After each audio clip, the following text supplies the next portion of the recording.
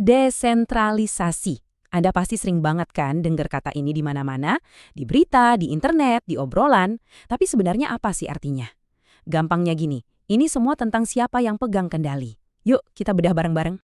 Coba deh, kita berhenti sejenak dan pikirin. Semua data kita di media sosial, file-file penting di cloud, bahkan riwayat chat kita, siapa sih yang sebenarnya megang kunci dari semua itu? Seringkali, jawabannya bukan kita sendiri.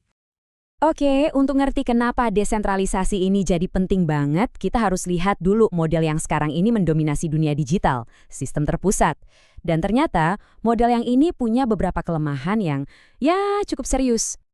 Maksudnya apa? Artinya, semua data dan semua keputusan itu dikontrol oleh satu pihak aja.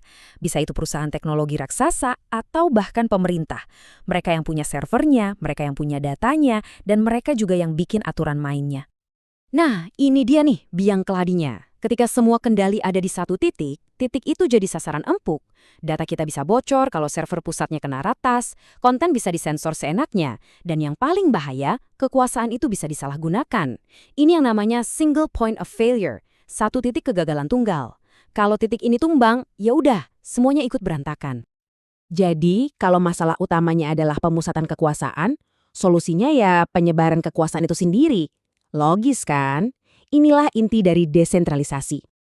Mau tahu cara paling gampang buat ngebayanginnya? Lihat aja perbandingan ini. Sistem terpusat itu ya kayak Google Drive. Semua file Anda disimpan di servernya Google. Google yang pegang kuncinya. Sementara itu, sistem terdesentralisasi itu ibarat kita menyebar salinan file kita ke ribuan komputer di seluruh dunia. Gak ada satupun penjaga gerbang tunggal.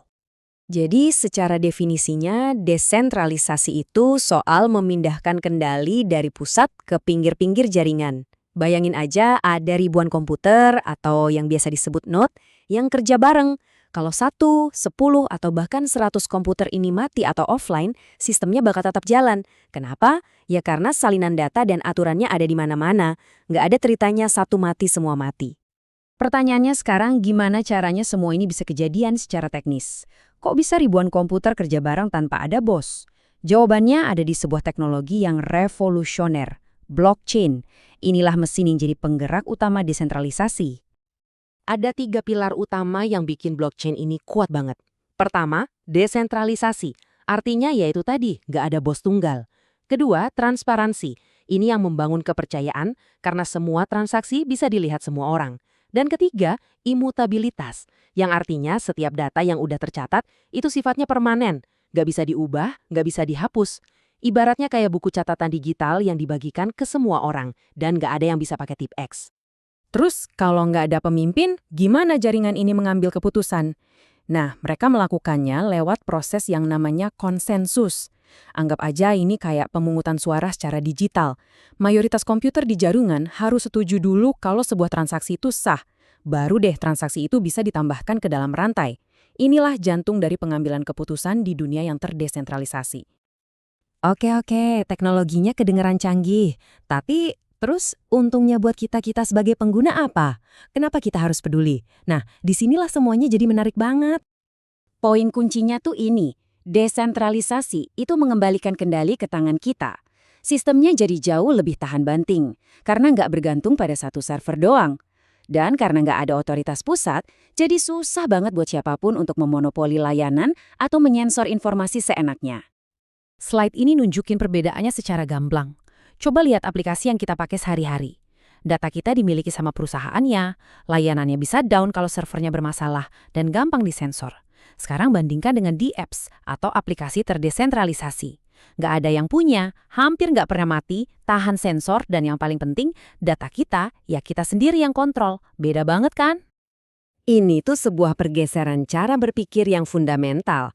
Coba bayangin, alih-alih kita login ke semua situs pakai akun Google atau Facebook, kita punya satu kunci digital yang cuma kita yang pegang. Nah, itulah konsep namanya self-sovereign identity. Kita nggak lagi butuh perantara untuk membuktikan siapa diri kita di dunia digital. Kendali penuh ada di tangan kita. Jadi pada akhirnya, obrolan ini bukan cuma soal teknologi, server, atau kode. Ini jauh lebih besar dari itu. Ini soal filosofi baru tentang bagaimana kita sebagai manusia mengatur diri kita dan berbagi kekuasaan di era digital. Jadi, kalau ada satu hal yang perlu kita ingat, ini dia. Desentralisasi itu bukan sekedar teknologi. Ini adalah cara baru bagi manusia untuk berbagi kekuasaan. Ini bukan lagi tentang server, tapi tentang membangun internet yang lebih adil, lebih terbuka, di mana kendali benar-benar ada di tangan kita semua, para penggunanya.